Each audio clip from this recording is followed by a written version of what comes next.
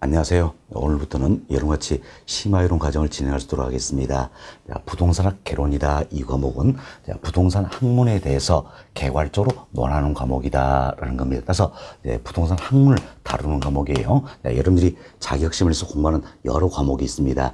민법 및 민사특별법이 있죠. 공법, 공시법, 세법, 중개사법령이다. 모두가 법적인 과목이에요. 그렇지만 부동산 개론이다. 이 과목만큼은 학문을 다룬 과목이다. 그래서 다른 과목과 성격이 좀 차이가 있다라는 겁니다. 참 학문을 다루는 과목이다 보니까 다양한 이론들로 구성이 되어 있다. 따라서 우리는 이와 같은 다양한 이론들의 원리를 먼저 이해할 수 있어야 되겠습니다. 참 원리를 이해하고 이해된 내용을 내 것으로 만드는 숙지의 과정이 필요하다는 거죠. 또한 현실 세계 접목식에서 응용력을 배양할 수 있어야만이 합격점을 받을 수 있다. 참 다양한 이론들의 원리를 이해하고 이해된 내용을 숙지 내 것으로 만들고 응용력을 배양해야 된다. 인류에서는 반복학습이 가장 좋은 방법이다 할 수 있겠습니다. 그래서 저희는 반복학습 차원에서 그동안 기초 이론 과정 그리고 기본 이론 과정을 진행을 해왔습니다. 사실 기초 이론 과정에서는 여러분께 프린트물 제공해드렸죠. 프린트물 를 통해서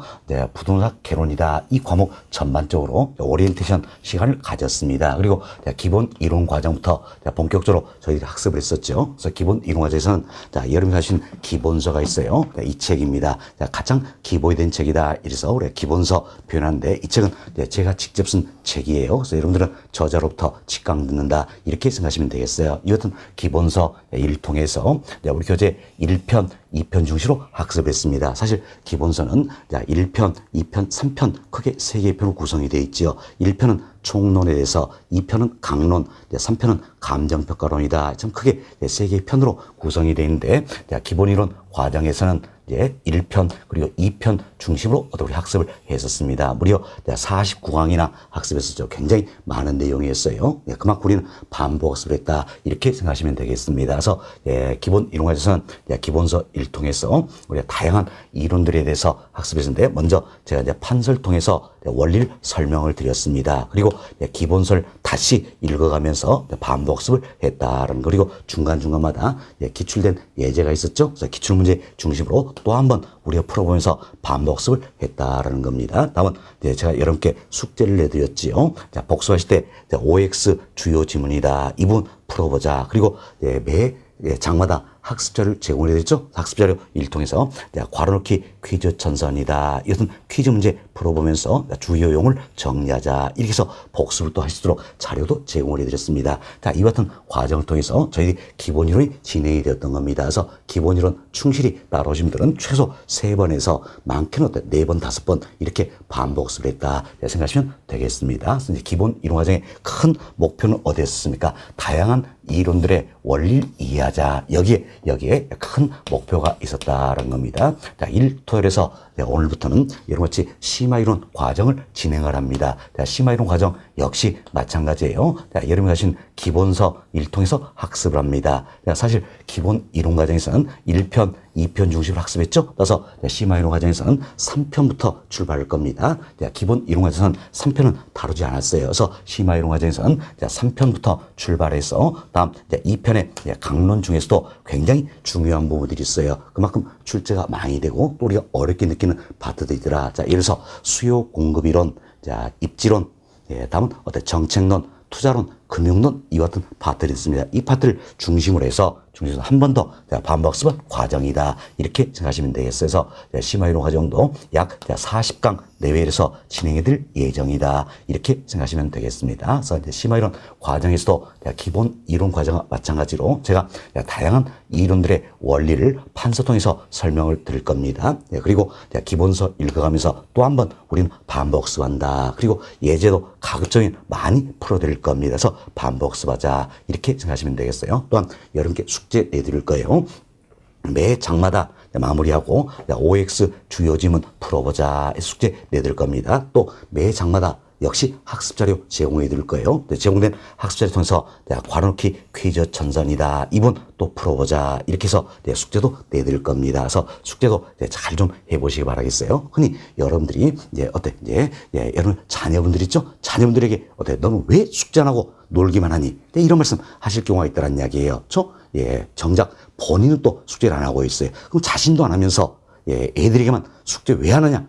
강요할 수는 없다는 거예요. 그래서 숙제를 꼭 좀 해주시기 바라겠습니다. 자, 이렇게 해서 심화이론 과정을 진행합니다. 심화이론 과정에서 큰 목표는 다양한 이론들의 원리를 이해하고 숙지하자. 여기까지다. 저희들이 기본 이론 과정에서는 이해하자. 여기에 큰 목표였었죠. 하지만 심화이론 과정에서는 이해하고 숙지하자. 여기까지 목표가 있다. 이렇게 생각하시면 되겠습니다. 그래서 이 심화이론 과정을 잘 들어보시고 반드시 또 복습을 좀 해주셔야 되겠다는 겁니다. 심화이론 과정은 강의와 복습이다. 이렇게 생각하시면 되겠어요. 그럼 복습은 어떻게 되신가? 다른 거 없어요. 본 수업 시간에 배웠던 그리고 교재 어떤 일감에서 밑줄 긋겠죠? 이 같은 기본서 밑줄 그어진 내용만 읽어보자라는 겁니다. 밑줄 안 그어진 건 신경 쓸 필요 없는 겁니다. 밑줄 그어진 부분만 읽어보자라는 겁니다. 또 이때 또 외우려고 하시는 분 계세요. 절대 안 외워집니다. 외운 달자도 3일 지나면 잊어버리는 게 우리들의 현실이에요. 그래서 이해하시려고 노력하시면서 읽어보자. 그래서 눈에 자꾸 익히는 게 중요하다라는 겁니다. 또한 제가 숙제 내드린다 그랬죠? 그래서 OX 주요 지문 풀어보자. 그리고 학습자료 제공해 드린다 했어요.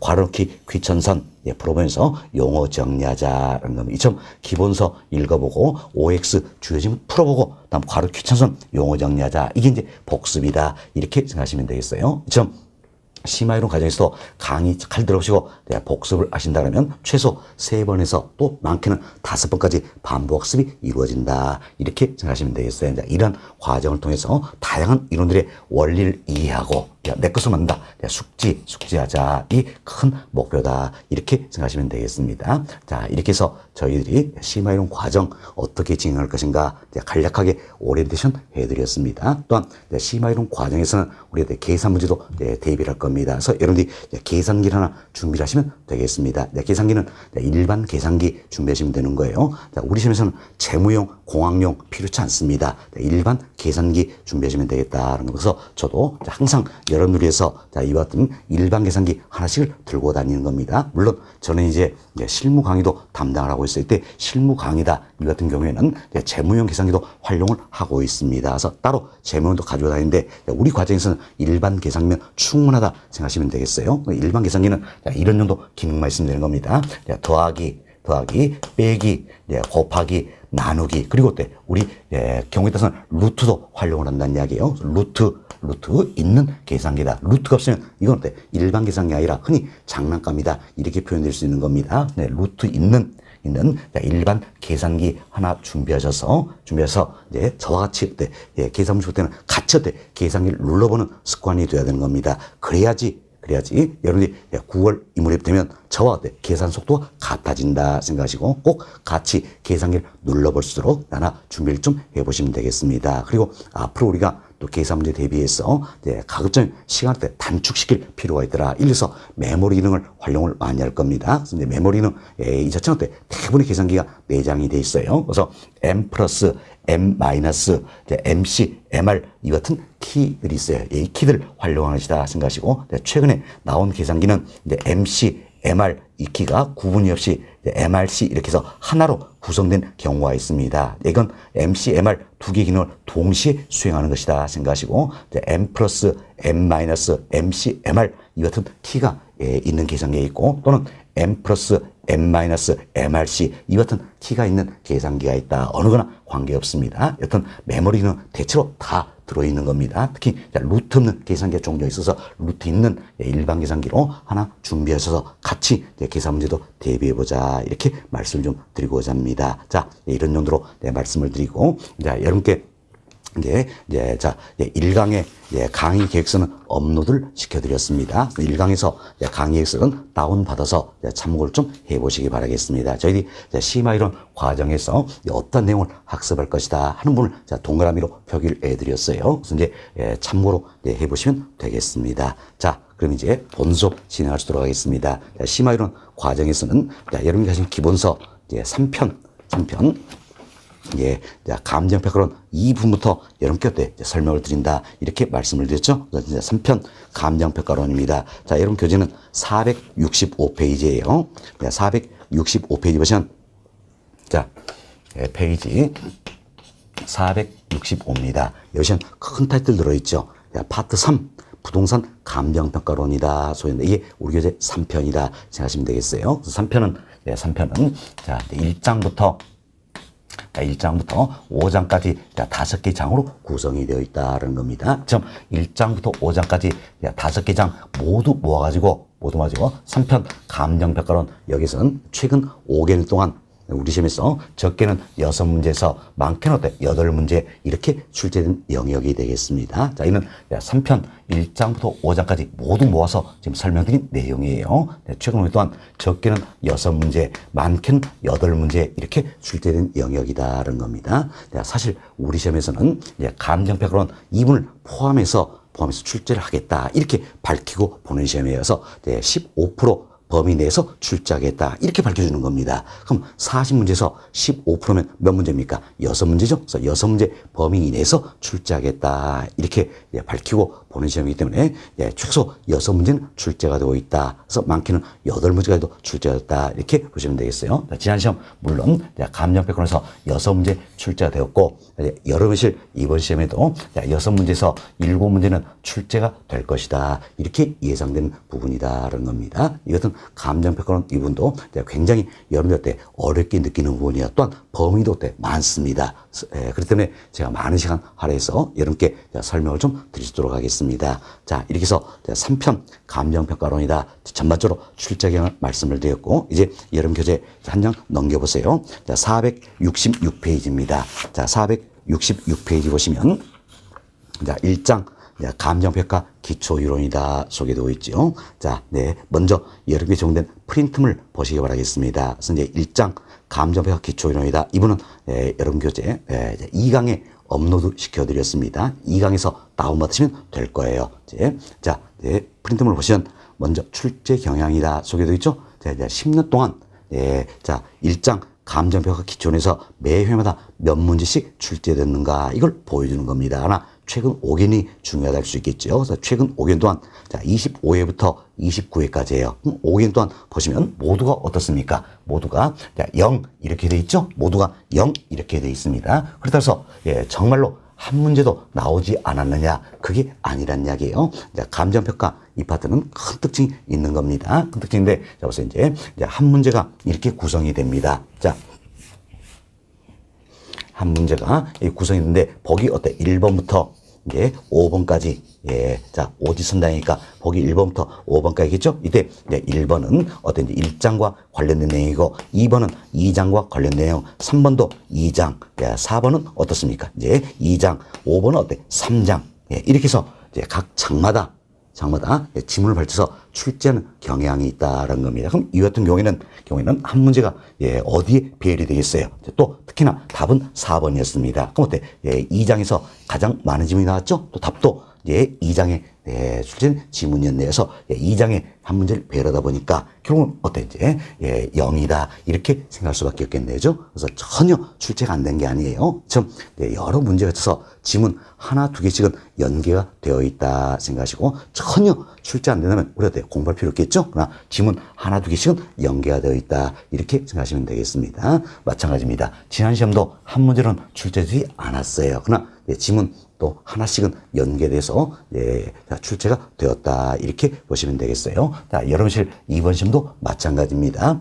자, 이처럼 하나의 지문들이 출제되면서 여러 문제 또 소개될 수도 있겠지만, 그래서 한 문제로 출제될 수도 있다 이렇게 예상되는 영역이다 생각하시면 되겠습니다. 자, 이래서 출제 경향 간단히 말씀을 드렸고, 다음은 출제 빈도입니다. 우리 교재는 1절, 2절 크게 두 개의 절로 구성이 되어 있어요. 1절은 감정평가의 의의 및 기능에 대해서, 그리고 2절은 감정평가의 분류다 해서 두 개의 절로 구성되는데, 대체로 우리 시험은 1절의 1번 챕터 감정평가의 의의라든지, 다음 2절의 2번, 3번 챕터 평가의 분류 방법이 되죠. 여기서 집중적으로 출제된 경향이 있다 생각하시고 이 부분만큼은 반드시 정리가 되셔야 될 그와 같은 부분이다. 이렇게 생각하시면 되겠습니다. 자, 이렇게 해서 1장 감정평가 기초이론이다. 이번 출제 경향, 출제 빈도 여기까지 말씀을 드렸습니다. 그래서 다시 자, 여러분 교재로 넘어가겠습니다. 자, 여러분 교재 466페이지예요.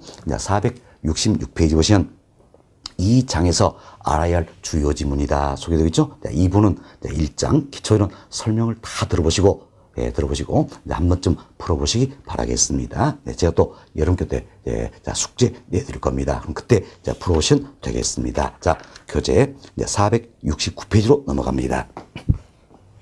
자, 교재 469페이지 보시면 자, 1절 감정평가의 의의 및 기능이다 소개되고 있죠. 하나씩 설명을 좀 드리도록 하겠습니다. 자, 먼저 여기 보시기 바랍니다. 자, 우리 흔히 감정평가다 이렇게 표현하는데, 자, 이는 감정평가 및 감정평가사는 법률이 있어요. 이걸 약칭으로 우리가 이제 감정평가는 법률이다 표현하기도 하는데, 이처럼 법률에 의한다면 감정평가를 어떻게 정의하고 있느냐 보세요. 감정평가라면 토지 등의 경제적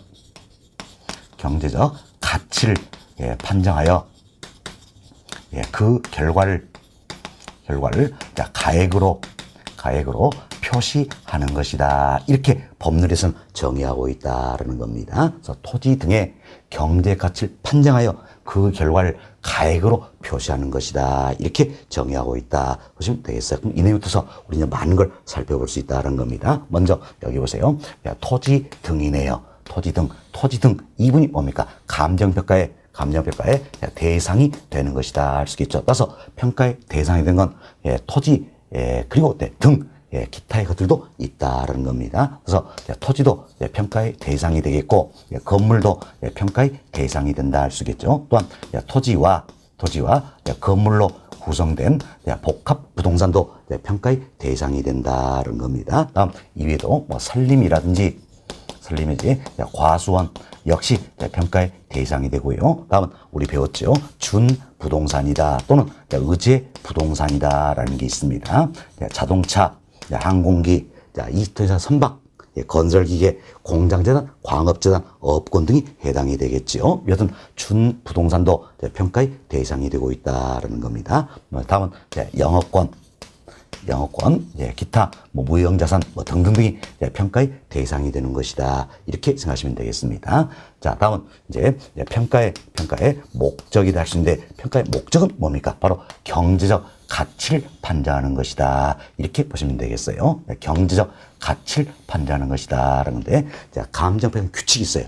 규칙에 의한다면 원칙적으로 감정평가 일통에서 어떻습니까? 이제 경제 가치를 판정해서 시장 가치를 구하는 것이다. 이렇게 생각하시면 되겠어요. 좀 목적은 어디에 있다 했어요? 경제 가치를 판정돼 있다 했죠? 그럼 경제 가치를 판정해서 이제 시장 가치를 구하는 데 있다는 물론 예외적으로 시장 가치 이외의 가치도 구할 수가 있는 겁니다. 그러나 원칙은 시장 가치를 구하는 것이다. 이렇게 생각하시면 되겠습니다. 자, 이처럼 경제 가치를 판정해서 그 결과를 가액으로 표시한다. 가액은 뭡니까? 화폐액이다. 생각하시면 되겠죠. 그래서 10억이다. 20억이다. 50억이다. 이처럼 화폐액으로 표시하는 것이다. 이때 표시할 때도 어떻습니까? 가액으로 표시할 수도 있고, 임대료로 표시할 수도 있다는 겁니다. 그리고 가액은 이제 규칙에서는 감정평가 규칙이 있어요. 이 규칙에서는 가액, 임대료 이름표를 쓰고 있는데, 가액은 쉽게 가격이다.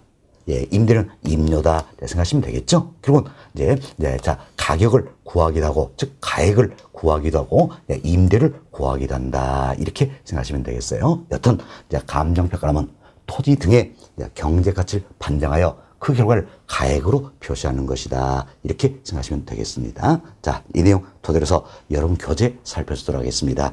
교재 469페이지 보세요.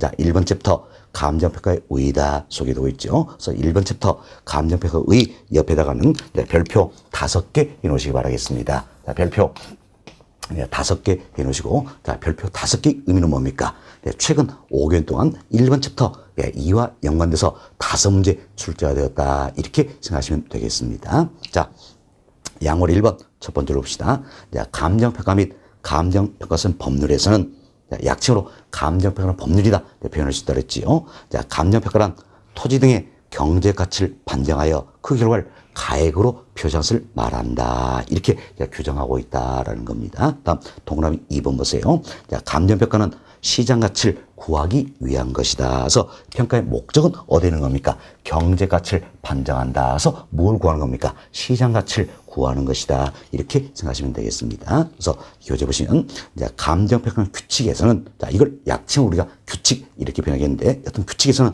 대상 물건에 대한 감정평가액은 시장 가치를 기준으로 결정한다. 이렇게 규정하고 있다는 이야기예요. 그래서 대원칙은 뭡니까? 시장 가치를 구하는 것이다. 그렇지만 예외적으로 시장 가치 이외의 가치도 구할 수 있다. 이점 예외적으로 시장 가치 이외의 가치도 구할 수 있지만 원칙은 뭡니까? 시장 가치를 구하는 것이다. 이렇게 생각하시면 되겠습니다. 다음 동그라미 3번입니다.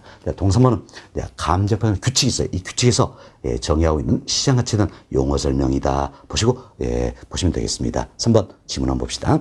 시장 가치란 감정평가의 대상이 되는 토지 등이 통상적인 시장에서 자 여기 하나 조심합시다. 자 한정된 시장입니까? 통상적인 시장입니까? 그렇죠? 통상적인 시장이다. 이걸 조심하시면 되겠어요. 한정된 시장 아니라는 거예요. 자 통상적인 시장이다라는 겁니다. 참 통상적인 시장에서 충분한 기간 동안 거래를 위하여 공개된 후 그 대상 내용에 정통한 당사자 사이에 신중하고 자발적인 거래의 경우 성립될 가능성이 가장 높다고 인정되는 대상본의 가액을 말한다라고 감정 규칙에서는 시장 가치를 정의하고 있다 생각하시면 되겠어요. 이걸 다 외울 수는 없습니다. 다 외울 수는 없기 때문에 이런 게 규칙에서는 시장 가치라고 정의하고 있는 것이다. 이렇게만 생각하시면 되겠어요. 그래서 우리가 이 내용을 보면 결국 시장 가치라는 것은 공정한 시장에서 형성되는 아주 객관적인 가치를 말한다라는 걸 알 수 있겠죠. 딱 하나만 조심하자라는 겁니다. 자, 한정된 시장입니까? 통상적인 시장입니까? 그렇죠? 자, 통상적인 시장이다. 자, 이거 하나만 조심을 해보자라는 겁니다. 다음 양고리 2번 봅시다.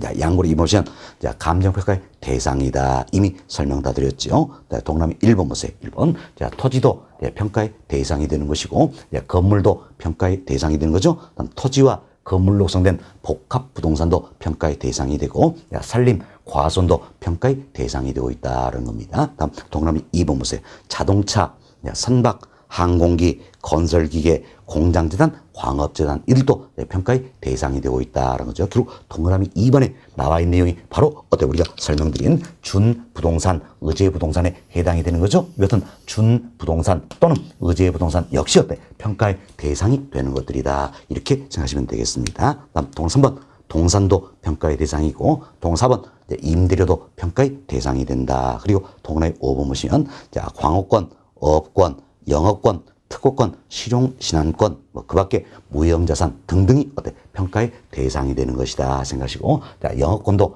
평가의 대상이 되고 있다 이렇게 보시면 되겠어요. 이 정도로만 이해하시고 다음 페이지로 넘어갑니다. 470페이지예요. 470페이지 상단 보시면 자, 보충학습 박스가 들어있지요. 보충학습 박스에는 자, 감정평가 및 감정평가선 법률이다.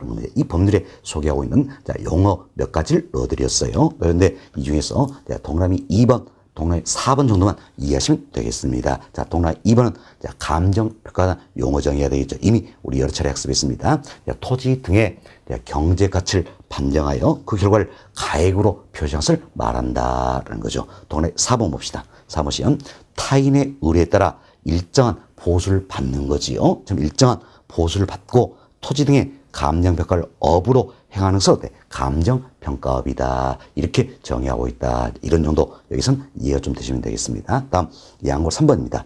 감정평가 필요성이다. 왜 감정평가가 필요할 것인가? 있는데 자 이건 우리가 이런 생각을 해봅시다. 토지는 여러 특성이 있다는 이야기예요. 먼저 부동성입니다. 움직이지 않는다는 거죠. 그래서 지역 간 이동이 곤란하다라는 겁니다. 이러면서 지역 간 수용물 조절이 어렵다는 이야기예요. 다음 부증성, 물리적으로 양을 늘릴 수 없다. 그래서 수용물 조절이 어렵다라는 겁니다. 다음 개별성, 모두가 다르다는 이야기예요. 그럼 모두가 달라서 물리적 측면에서는 대체가 이루어질 수 없다는 이야기예요. 그래서 수용 조절이 곤란하다는 겁니다. 참 부동성, 부증성, 개별성 등 자, 여러 특성으로 인해서 이제 자 부동산 시장에서는 수용급 조절이 곤란하다는 겁니다. 예. 자, 이때 수급 이렇게 변했어요. 수급 뭡니까? 수요 공급의 줄임말이다라는 거죠. 참 부동산의 여러 특성에서 부동산 시장에서는 수급 조절이 곤란하다. 따라서 시장기후 스스로 힘에 의해서는 균형 가격이 형성될 수 있어요, 없어요? 없다라는 이야기. 참 시장이 스스로 힘에서는 균형 가격이 형성될 수 없기 때문에 결국 부동산 시장은 완전합니까? 불완전합니까? 불완전하다라는 이야기요. 참 부동산 시장은 불완전하다. 그래서 불완전 경쟁 시장이 되는 것이다라는 겁니다. 참 시장이 불완전해서 시장기후 스스로 힘에서는 균형 가격이 형성될 수 있어요, 없어요? 없다라는 이야기예요. 따라서 우리는 적정 가격을 알아볼 필요가 있다는 겁니다. 참 적정 가격을 알아보기 위해서 어때? 결국 감정평가라는 제도를 필요로 하게 된다는 겁니다. 이처럼 감정평가 필요한 근본적인 이유는 어디는 겁니까? 바로 시장이 불완전하기 때문이다라는 겁니다. 물론 이유도 감정평가를 필요로 하는 여러 가지 이유들이 있어요. 그러나 뭐 크게 신경 쓰지 마시고 감정평가 필요한 가장 근본적인 이유는 어디에 있다? 바로 부동산 시장이 불안정하기 때문에 그래서 시장기 스스로 힘에서는 균형 가격이 성립될 수 없기 때문이다. 이렇게 생각하시면 되겠습니다. 자, 이 내용이 양구 3번에 소개되는 부분이에요. 양구 3번 첫 번째로 한번 봅시다. 부동성, 부증성, 개별성 등 부동산의 여러 특성을 인하여 부동산 시장에서는 부동산의 수요와 공급에 의한 균형 가격이 형성되기 어렵다는 거지요. 따라서 감정평가의 필요성이 요구된다는 겁니다. 동그라미 1번 봅시다. 부동산은 합리적인 자유 경쟁 시장이 존재하지 않기 때문에 감정평가를 필요한다. 이때 합리적인 자유 경쟁 시장이 존재하지 않는 이야기 결국 뭡니까? 시장이 불완전하다 이런 의미예요. 결국 시장이 불완전하기 때문에 감정평가를 필요한다. 이게 가장 근본적인 이유다 생각하시고 기타 여러 가지 감정평가는 이유가 있다. 이것 참고하시면 되겠습니다. 자, 이 정도로만 이해하셔도 충분하리라 생각합니다. 자, 이렇게 해서 우리 교재 1번 챕터 감정평가가 의의다. 이분은 다 말씀을 드렸어요. 다음은 2번 챕터로 넘어갑니다. 자, 2번 챕터는 감정평가의 기능이다. 소개되고 있죠. 자, 감정평가의 기능이다. 항상 우리가 기능 이 표현하면 뭘 떠올리셨어요? 역할 이걸 떠올리자라는 이야기예요. 결국 감정평가라는 제도가 있기 때문에 할 수 있는 일이다. 이렇게 생각하시면 되겠어요. 만약에 감정평가라는 제도가 없다면 할 수 있어요, 없어요? 없다는 이야기야. 그럼 감정평가라는 제도가 있기 때문에 할 수 있는 일이다. 이걸 어때? 기능 또는 역할이다. 이렇게 표현한다. 생각하시면 되겠습니다. 자, 이것은 감정평가 기능도 학자에 따라서 크게 두 가지로 나눠볼 수가 있겠습니다. 하나는 정책적 기능이라는 게 있어요. 그리고 또 하나는 일반 경제적 기능이 있다는데 이때 정책적 기능에서는 감정평가라는 제도가 존재함으로써 정부의 부동산 정책을 뒷받침시킬 수가 있다라는 얘기죠. 정부의 부동산 정책을 뒷받침시킬 수 있더라. 이게 바로 뭡니까? 정책적 기능이다 생각하시고 다음은 일반 경제적 기능이 있어요. 자, 부동산 시장은 불안정하다 그랬죠? 불안전한 부동산 시장을 감정평가라는 제도를 통해서 보완을 시켜준다는 이야기예요. 이게 일반 경제적 기능이다. 그래서 일반 경제 기능은 시장의 불안전성을 보완시켜주는 기능이다. 이렇게 생각하시면 되겠습니다. 그럼 좀 더 구체로 말씀드리도록 하겠습니다. 자, 여러분 교재 양고를 1번 보시면 정책적 기능이다. 나와 있죠? 이분 좀 더 구체로 이야기 드립니다. 다음 페이지 보세요. 471페이지 편고로 1번 첫 번째 내용입니다. 자, 감정평가란 제도가 있기 때문에 이것은 감정평가 를 통해서 최유효 이용 방법을 선택할 수 있도록 해준다는 이야기예요. 이로해서 부동산의 효율적인 이용과 관리를 가능하게 해준다. 이도 감정평가는 제도가 있기 때문에 할 수 있는 일이다. 하나의 기능이다 할 수 있겠지요. 그래서 부동산의 효율적인 이용과 관리를 가능하게 해준다. 그래서 정부의 부동산 정책을 뒷받침시킬 수 있더라. 그래서 정책 기능이 하나가 된다. 이렇게 보시면 되겠습니다. 다음 편고로 2번 내용 봅시다. 첫 번째입니다. 자, 감정평가는 제도가 있기 때문에 감정평가 를 통해서 지가 땅값이죠. 주택 가격을 평가하여 공시할 수가 있다는 이야기예요. 자, 이처럼 지가나 주택 가격 평가하여 공시함으로써 알려준다는 이야기. 알려줌으로써 부동산의 적정 가격이 형성될 수도 유도할 수 있게 해준다. 이도 감정평가라는 제도가 존재하기 때문에 할 수 있는 일이다라는 겁니다. 그래서 적정한 가격이 형성될 수 있도록 유도해준다. 이도 정부의 정책으로 뒷받침시킬 수 있다. 정책적 기능이 하나가 된다라는 겁니다. 다음 평균 3번 첫 번째로 봅시다. 감정평가라는 제도가 있기 때문에 공공사업을 위한 수용 등의 경우에 부동산의 적정 가격을 평가할 수 있겠지요. 그래서 합리적인 손실보상이 가능하도록 해준다. 그래서 정부의 정책으로 뒷받침시킬 수 있다는 겁니다. 합리적인 손실보상을 가능하게 해준다는 기능이 있다는 겁니다. 평을 4번 감정평가 를 통해서 재산권을 적정하게 평가하지요. 그래서 재산권의 가치에 따른 정당한 세금을 부과할 수 있도록 해준다. 그래서 과세의 합리화를 가능하도록 해준다. 이래서 정부의 정책으로 뒷받침시킬 수가 있다는 겁니다. 이처럼 정책적 기능에도 여러 가지가 있다는 겁니다. 먼저 부동산의 효율적인 이용과 관리를 가능하게 해준다. 다음은 적정한 가격 형성을 유도할 수 있도록 해준다. 다음은 합리적인 손실보상이 가능하도록 해준다. 과세의 합리화를 가능하도록 해준다. 그래서 제목 중심으로 이해하시면 되겠습니다. 다음 양고로 2번입니다. 양고로 2번은 일반 경제적 기능이다 소개되고 있는데 다음 페이지에 편고로 1번 내용을 한번 보겠습니다. 사실 부동산 시장은 불안전하다는 이야기. 시장이 불안전하기 때문에 자원 배분은 효율적입니까? 비효율적입니까? 비효율적이다 할 수 있겠죠.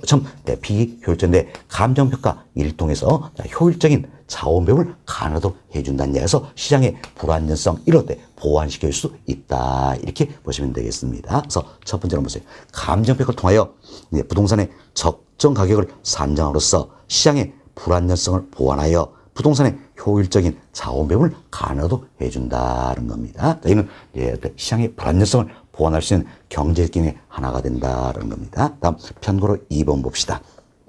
편고로 2번 첫 번째 보시면 감정평가를 통하여 부동산의 적정 가격을 산정함으로써 매매나 임대차 등의 거래활동을 능률적으로 할 수 있게 해준다는 거죠. 이러하여 거래시의 확립과 유지를 가능하게 해준다라는 겁니다. 결국 감정평가라는 제도가 존재하기 때문에 시장의 불안성을 보완시킬 수 있다는 이야기여서 경제기능의 하나가 되겠습니다. 다음 평균 3번 내용입니다. 평균 3번 우리가 이런 생각 합시다. 내가 이와 같은 A라는 부동산을 팔고자 한다는 이야기예요. 그럼 도대체 얼마 받고 팔 것인가? 또 경우에 따라서는 살 수 있겠죠. 얼마 살 것인가 알기 어렵다냐. 왜? 시장기후 스스로 힘에서는 균형 가격이 형성되지 않기 때문이다. 그럼 이때 평가된 가격을 기준한다면 내가 의사결정을 내려볼 수 있다라는 이야기. 이도 평가라는 제도가 존재하기 때문에 할 수 있는 일이다라는 겁니다. 그래서 첫 번째 중간점을 보시면 감정평가를 통하여 산정된 가격은 합리적인 의사결정에 대한 판단 기준이 된다. 즉 합리적인 의사결정에 대한 판단 기준을 제시하는 것도 감정평가의 하나의 기능이 된다. 이렇게 보시면 되겠어요. 이렇게 해서 저희들이 이제 일반 경제적 기능이다. 이는 시장의 불안정성을 보완시켜준 기능들이다 생각하시고 세 가지를 이야기 드렸습니다. 부동산의 효율적인 자원 배분을 가능하게 해준다. 다음 거래소의 확립과 유지를 가능하게 해준다. 합리적인 의사 결정에 대한 판단 기준을 제시해주고 있다. 이렇게 보시면 되겠어요.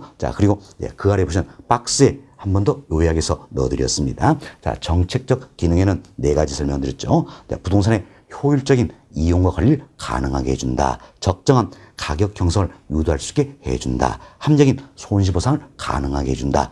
과세를 합리화할 수 있도록 해준다는 겁니다. 다음 일반 경제기능 세 가지 말씀드렸죠. 부동산의 효율적인 자원 배분을 가능하게 해준다. 거래소의 확립과 유지를 가능하게 해준다. 합리적인 의사결정에 대한 판단 기준을 제시해준다. 이렇게 말씀을 드렸습니다. 이래서 저희들이 제목 중심으로 이해하시면 되겠는데 과거에는 우리 시험에서도 아주 오래됐습니다만 정책적 기능 그리고 일반 경제적 기능 이걸 구분해서 묻는 경우도 있었어요. 그러나 최근에는 이렇게 구분해서 묻는 게 아니에요. 학자에 따라서는 이렇게 구분하게 된다. 이렇게 제 설명 드린 내용대로 참고를 좀 해보시고 감정평가 제도가 있기 때문에 이런 일들을 할 수 있다. 이렇게 생각하시면서 제 제목을 보시면서 이런 분들이 감정평가 기능에 해당되는구나. 이렇게만 이해하셔도 충분히 우리 시험은 어떤지 맞출 수 있는 그와 같은 부분들이다. 이렇게 생각하시면 되겠어요. 그래서 제목 중심으로 이해하시기 바라겠습니다. 다음 세 번째 챕터로 넘어갑니다. 세 번째 챕터는 감정표 활동의 특별 원칙이다 속였는데 이분은 먼저 우리가 이분부터 살펴보도록 하겠습니다. 자, 부동산 활동의 일반 원칙이다라는 걸 우리가 배웠습니다. 우리 교재 1편 1장에서 배웠던 내용이요. 자, 기본 이론에서 설명을 드렸는데, 자, 부동산 활동의 일반 원칙에서는 부동산 활동을 행함에 있어서 일반적으로 지켜야 될 원칙들이다. 이렇게 보시면 되겠어요. 크게 네 가지가 있었죠. 먼저 능률성의 원칙이다라는 겁니다. 그리고 안전성의 원칙, 다음은 경제성의 원칙, 다음은 공정성의 원칙이 있다. 그래서 네 가지를 우리가 배웠습니다. 먼저 부동산 활동을 행함에 있어서는 능률적이 돼야 된다. 이게 능률성의 원칙이었지요. 이게 가장 중요한 원칙입니다. 왜? 부동산 학문 자체가 뭡니까? 부동산 활동을 능률하자. 여기에 연구 목적이 있는 거죠. 따라서 능률성이 가장 중요한 원칙이었다는 겁니다. 다음, 안전성 측에서는 부동산 활동을 행하면서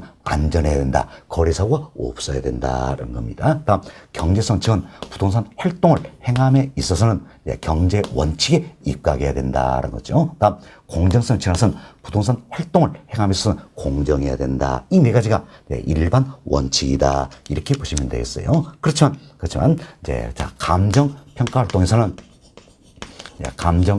활동에서는 이보다 더 중시되는 원칙이 있다. 그래서 이걸 우리가 흔히 특별 원칙이다. 이렇게 이야기하는 겁니다. 특별 원칙이다. 그런데 역시 감정 평가 활동도 결국 부동산 활동의 하나가 되겠지요. 따라서 부동산 활동을 능률적으로 해야 된다. 이는 어때? 학문의 연구 목적이니까 아주 중요한 원칙이랬죠. 그대로 적용이 되는 겁니다. 또한 감정평가 활동을 행하면서도 거래사가 없어야 되죠. 안전해야 된다. 안전수칙 여기까지도 그대로 적용이 된다는 겁니다. 다만 경제성 원칙, 공정수칙 여기보다 더 중시되는 또 다른 원칙이 있다는 겁니다. 바로 전달성의 원칙이다. 이렇게 생각하시면 되겠어요. 이때 전달성의 원칙에서는 이런 생각하세요. 의뢰인이 감정평가를 의뢰해 옵니다. 그럼 평가사가 평가 보고서를 작성하겠죠? 작성된 보고서를 의뢰인에게 전달해 준다는 이야기예요. 단지 이것만 의미하는 게 아니라 보고서에 담겨있는 내용을 의뢰인에게 설득하고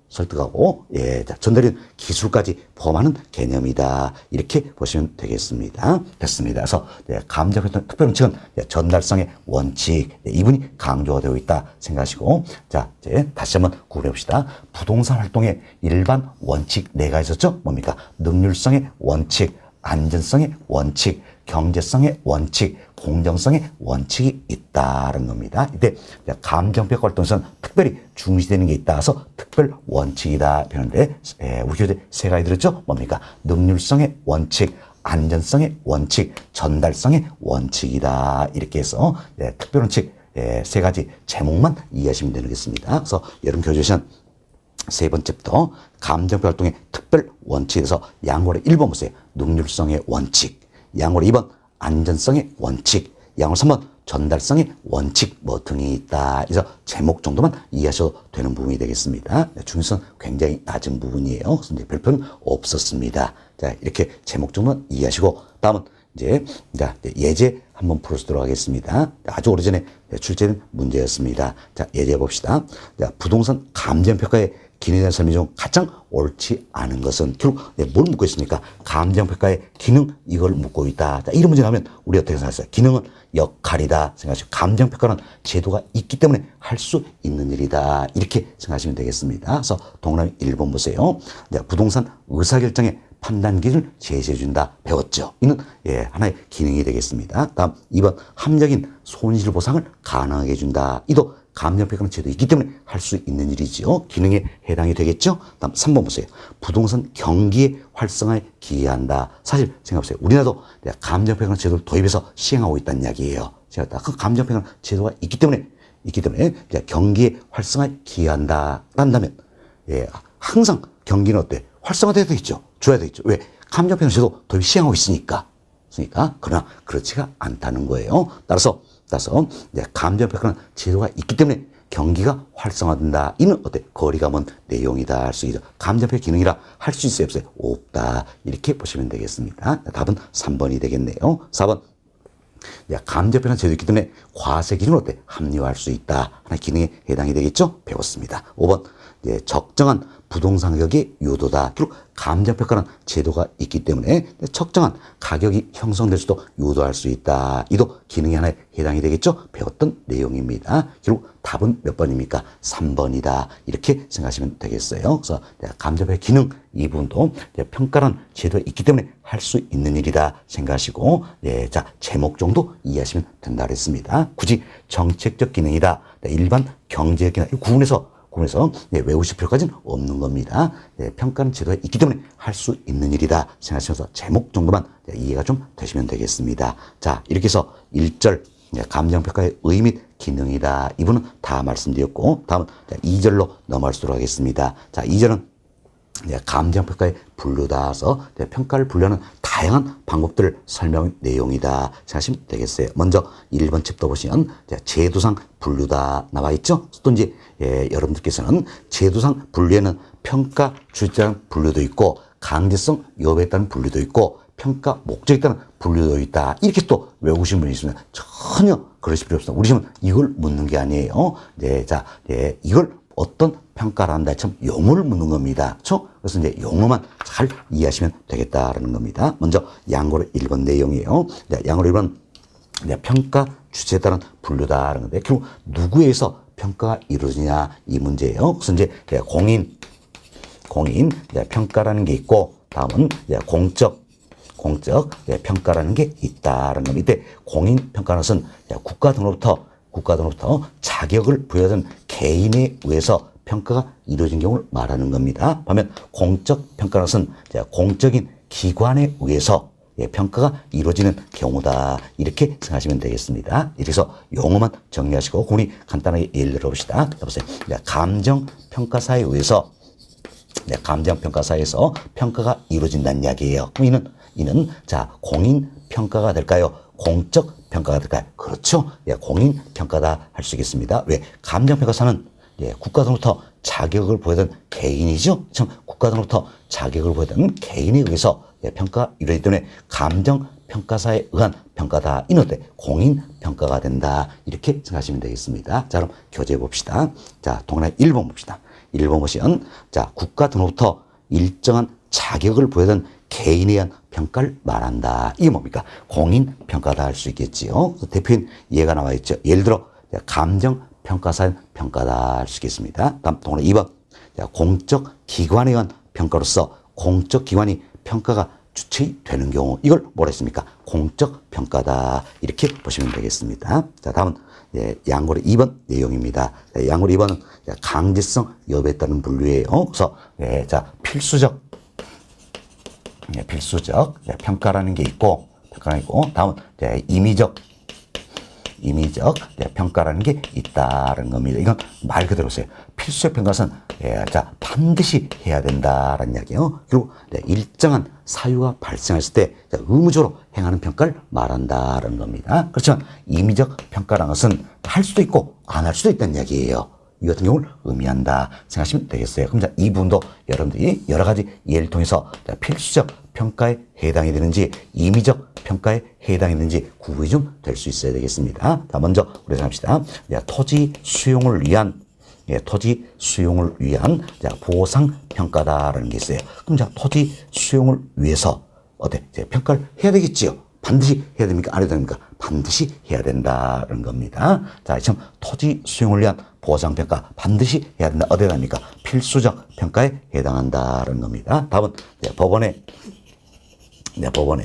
경매시 평가라는 게 있습니다. 그럼 이건 우리가 이런 생각을 해봅시다. 자, 법원은 이와 같은 A라는 부동산에서 경매를 진행하고자 한다는 겁니다. 참 A라는 부동산에서 경매를 진행하고자 하는데 최초 입찰 시에 최저 매각 가격이라는 걸 결정을 합니다. 또는 최저 경매 가격이다 표현을 쓰겠는데 참 최저 매각 가격 이걸 결정한다는 이야기예요. 그래서 최저 매각 가격이 30억이다. 그럼 이걸 결정했을 때 알려준다는 이야기예요. 알려준다. 그리고 입찰에 참여 사람들에게 30억 이거 알려준다는 이야기예요. 알려주고 30억보다 더 높게 쓰라는 이야기예요. 그럼 더 높게 쓰라는 이야기. 그래서 가장 높게 쓴 사람이 낙찰받는 것이다. 이렇게 생각하시면 되겠습니다. 이때 이처럼 최저 매가 가격, 최저 경매 가격 기준인 게 뭘 것인가? 바로 감정평가액이다. 이렇게 보시면 되겠어요. 따라서 법원의 경매 시에도 감정평가 해야 됩니까? 아닙니까? 해야 된다라는 겁니다. 따라서 법원의 경매시 평가 이도 어때? 당연히 해야 되겠죠? 필수적 평가에 해당한다. 이렇게 보시면 되겠습니다. 다음은 공시지가 산정을 위한 평가다. 이도 어때? 반드시 해야 되겠죠. 그래서 필수적 평가 여기에 해당되는 것이다. 이렇게 보시면 되겠습니다. 다음은 또 우리가 이제 이런 생각을 합시다. 내가 이 주택을 가지고 있다는 이야기예요. 그럼 가지고 있는 이 주택을 담보로 해서 대출 받고자 한다는 이야기예요. 대출을 받고자 한다. 이때 반드시 평가를 해야 되는 겁니까? 쉽게 이 생각하세요. 여러분들이 가지고 있는 주택을 담보로서 대출을 받는다는 이야기. 이때 감정평가 반드시 하는 겁니까? 아니죠. 할 수도 있지만 안 할 수도 있다는 이야기예요. 그렇죠? 그래서 감정평가 해서 어떤 일을 기준서 대출이 줄 수 있겠지만 경우에 따라서는 기존의 거래사의 가격이 있겠죠? 또는 뭐 부동산 일사다. 뭐 이런 시세들이 있다는 이야기. 이를 통해서 대출이 이룰 수 있다는 이야기예요. 그래서 담보대출 평가는 반드시 해야 된다. 아니죠. 할 수도 있지만 안 할 수도 있다. 그래서 어디야 합니까? 임의적 평가에 해당한다라는 겁니다. 다음 내가 갖춘 이 주택을 처분을 한다는 이야기예요. 처분한다. 매매시 이때 때 반드시 평가하는 겁니까? 자, 여러분 생각해보세요. 여러분 가지신 주택을 처분한다. 이때 반드시 감정평가하는 겁니까? 아니죠. 할 수도 있지만 안 할 수도 있다라는 겁니다. 따라서 이 매매시 평가다. 이도 어디야 합니까? 임의적 평가에 해당한다라는 겁니다. 그래서 여러분들이 이제 토지 수용을 위한 보상평가, 법원의 경매시 평가, 공시가 산정의 평가 이들은 반드시 해야 된다. 필수적 평가에 해당이 되겠지만 담보 대출에 대한 평가라든지 부동산의 매매시 평가는 어디에 합니까? 임의적 평가에 해당한다. 이제 구분해서 이해가 좀 되시면 되겠습니다. 자, 이 내용이 여름 교재 소개되고 있죠. 양보를 2번에 474페이지예요. 양보를 2번에 동그라미 1번 봅시다. 필수적 평가입니다. 자, 일정한 사유가 발생했을 때 의무적으로 행하는 평가를 말한다. 대표적으로 토지 수용에 따른 보상평가, 법원 경매를 위한 평가, 공시가 산정을 위한 평가 등은 필수적 평가에 해당한다. 이렇게 이해하시면 되겠습니다. 다음 동그라미 2번 봅시다. 2번 시연. 자, 임의적 평가입니다. 강제적 구속력 없이 이해관계인의 이미 의뢰한 평가를 말한다. 그래서 할 수도 있지만 안 할 수도 있다는 이야기예요. 대표로 부동산의 매매나 담보대출 평가 이들은 어디 합니까? 임의적 평가에 해당한다. 이렇게 구분이 좀 되시면 되겠습니다.